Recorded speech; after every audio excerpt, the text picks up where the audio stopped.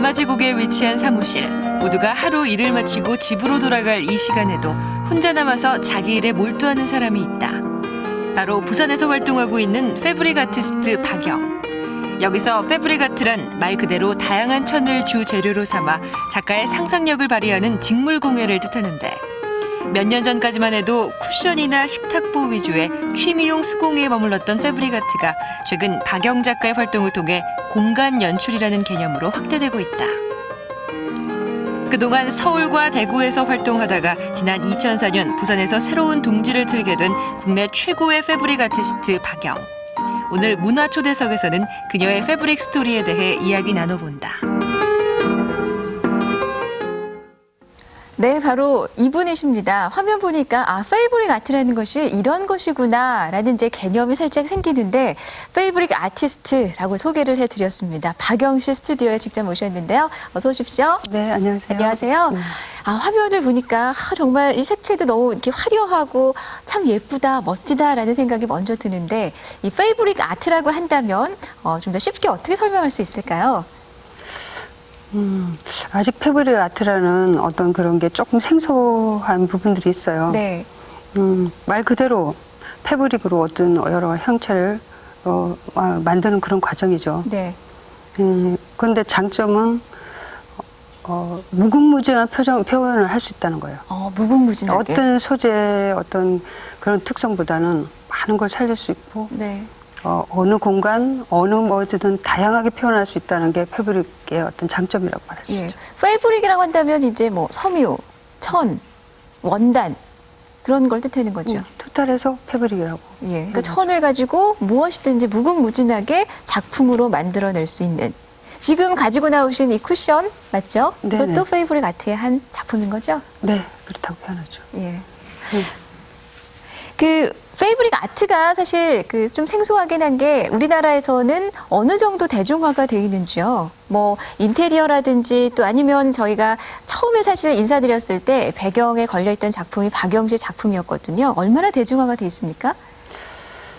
지금은 많이 보편화돼 있는 편이고, 또 소재의 어떤 여러 가지 표현 방법도 건축 쪽으로 많이 관련돼 있고요. 건축이요? 네, 지금은 인테리어 말씀이십니까? 네네. 네. 그러니까 아트월이라든지 뭐 건축 소재의 어떤 부분에서 많이 그걸 벽지 네. 뭐 등등 그 종전의 어떤 그런 섬유 갖고 작업하는 그런 부분들보다는 훨씬 더 많이 보급화돼 있다고 볼 수 있겠죠. 네, 그리고 앞으로 점점 더 그러겠죠? 네. 그렇죠. 이제 일상생활 우리 집 안까지 이제 패브릭 아트가 들어오고 있는데, 처음에 그럼 박영 씨는 어떤 그 시작점, 출발점에서 이런 패브릭 아트 세계로 들어오게 되셨을까 궁금하거든요. 저는 이제 패션을 전공했습니다. 처음에 패션 네네. 전공이셨어요? 그 패션을 하다 보니까 어떤 그 부분적인 작업에서 오는 나름대로의 그런 이제 소득이 앞으로 늘어날수록 네. 어떤 패션, 뭐 패션에서는 여러 가지가 있겠죠. 뭐 구두, 뭐 예를 들어 뭐 액세서리 등등등 그런 어떤 그 문화에서 네. 소비층에서 건축이나 인테리어, 가구 어떤 그 공간 연출 쪽으로 소비 어떤 패턴이 넘어갈 거라고 생각을 했었어요. 네. 즉 삶의 질이 점점 높아지면서 네. 인테리어 쪽에 관심이 높아질 것이다. 라는 그 좀 원시한적인 시각을 가지셨던 거군요. 네. 그러니까 그 집만의 뭐 개성과 네. 어떤 그 표현을 할 수 있는 그 문화 공간이 분명히 될 것이라고 생각을 해서 그쪽으로 제가 전향을 하게 된 거죠. 패브릭 아트라면 정말 그 천의 어떤 원단의 그 하나하나의 특성이나 이런 걸 다 아셔야 되는 거잖아요. 어떻게 그 아는 작업이 지난했을 것 같은데. 그 원단을 모르고는 네. 그 작업을 어떻게 표현을 해야 될까 사실은 그거는 그 다음에 어떤 작업들이니까 저는 그 후각이든 시각이든 그 바라만 봐고 어떤 그 냄새만 맡아도 네. 어떤 질감이 이건 실크다, 이건 가죽이다, 예. 이건 모직이다 정도는 알아야 된다고 생각하거든요. 네. 그래서 어떤 노력을 하셨어요? 뭐 엄청난 노력을 하셨다고 들었거든요. 물론 재직 그 공장, 원사 네. 뭐 거기서부터 시작해서 공장에 직접 들어가서 거의 뭐 그 어떤 짜는 과정까지 식조 과정까지 그런 거를 다 나름대로의 이제 그 견학을 하면서 네. 공부를 했죠. 뭐 자면서도 그 손에 항상 천이 쥐어져 있었다면 예, 정말이세요? 때론 우스갯소리로 그런 얘기를 하는데 네. 이제 잘 때도 원단 냄새를 맡고 자고 그랬어요. 그 천을 만지시면 행복하시죠?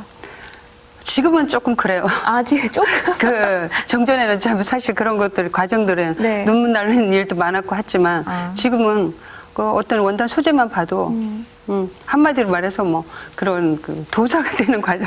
그렇죠. 내가 도사가 되지 않았을까 하는 생각을 들 정도로. 네.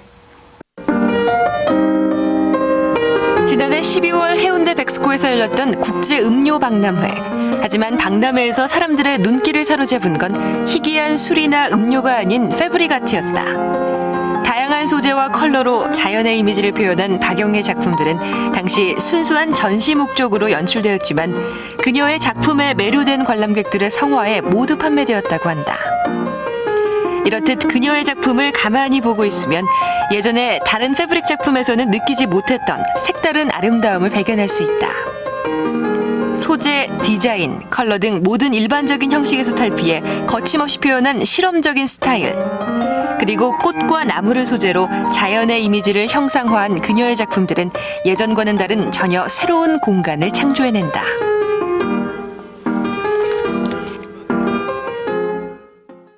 뭐 전시회도 많이 하셨고, 이 작품을 쭉 둘러봐도, 정말 표현할 수 있는 것이 무궁무진하구나라는 생각이 들거든요. 정말 유에서 물을 창조하시는 그런 작업이시죠? 저는 그 작업의 모티브는 자연입니다. 자연이요. 네. 자연을 보고 느끼는 그대로를 원단으로 표현을 하는 거죠. 예를 들면, 저는 이렇게 지금 보면 뭐 실크 같은 걸 줄을 막 내리는 작업이라든가 네. 뭐 그런 것들이 주로 이제 많이 제가 그 지금 상품화되고 있고요. 실은 많이 그렇군요. 찾고 있는 과정이고 네. 그런 것들은 뭐 비를 맞다가 이 비를 나는 어떻게 표현할 것인가.